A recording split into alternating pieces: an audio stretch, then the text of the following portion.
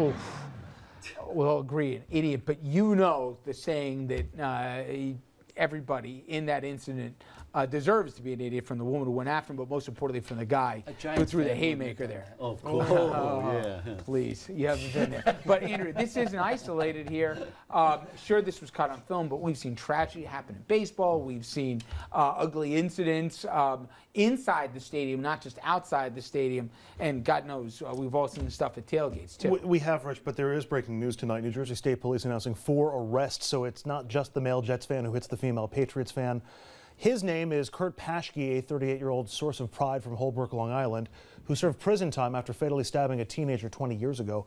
Police said the 2 women in the video from the Boston area kicked and punched him in the head, prompting the punches that we've now seen in these clips. Another man then jumped in, I guess to even the score, and he started punching one of the women. A proud moment for all involved. But of course, as Rich said, it's not the only such incident in the NFL or other sports. Who can forget the Jets' long tradition of drunken hazing and harassment of women, even Jets fans at their games? You also have the booze-soaked antics of football fans, which has become a tradition, with some fans showing up hours before the games to tailgate and drink, sometimes with similar results. Arena and stadium problems not confined to football. Lest we forget about the stabbing outside of a Giants stadium in San Francisco of a Dodgers fan last year. It echoed a similar incident the previous year when a Giants fan was shot and killed outside Dodger Stadium in L.A. You can argue, go back for as long as you want. Tailgating is a part of American sports. I'm not saying we got to settle for this, but I don't know what the answer is either. I'll file it, Richard, under people are idiots. Yeah. And seriously, I don't know what you're going to do. I can give you great answers on the gun thing. This, you could not serve alcohol at the game, so people would come, as Dominic mentioned, loaded from the parking lot, right? You can, there's a security answer, right? You make sure you've got some security people and more of them and keeping an eye on people.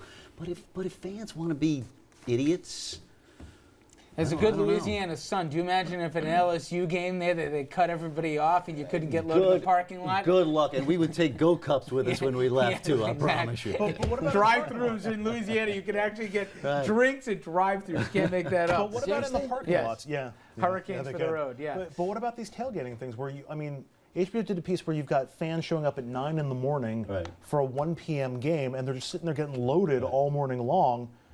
That's certainly a contributing factor, you would have to think, to a lot of this stuff. Even if you're going to cut off alcohol altogether at the stadium or cut it off at halftime,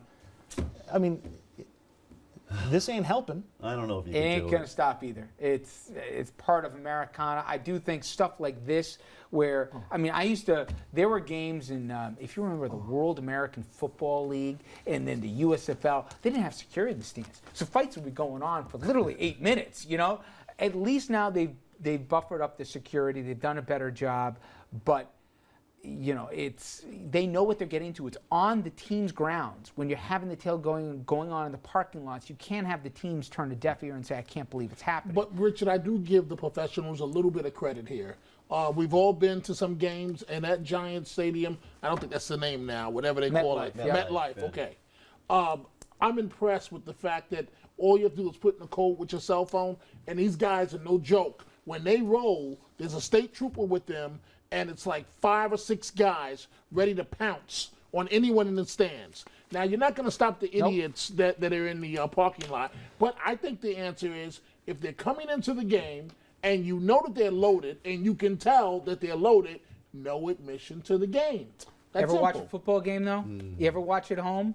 What's every second and third ad is beer, okay? So and now it's liquor even plus too. It's cold out there. You're sitting out there for 3 hours watching the game. It's the weakest argument. No, I realize that. But I go the other way with this. At some point, people are going to stop bringing their kids to these sporting events. Then you got bigger problems. The next controversy in the NFL: concussions in the stands. Look at that. Did you ever hear, whether you were at the state level or even at the federal, any attempt to curb some of this stuff? Because we've seen ugly incidents, even fatalities. Can I just say, yeah. You're talking to a guy where they're going to bring the Patriots to Hartford and used that, us. But think of where these stadiums are. They're way out of the cities because they want the tailgating. They want the parties. That's part of the event. So, but they're like loaded weapons getting back in the car going home after the game. Security is the answer. If they're going to want this to happen, they better have lots of people involved in security. If they don't, then they should be held liable. Okay, when we come back, we're going to leave the world of sports and talk about a record settlement here that seems to be on the books for J.P. Morgan Chase and the Feds. $13 billion. We'll tell you more about that after this.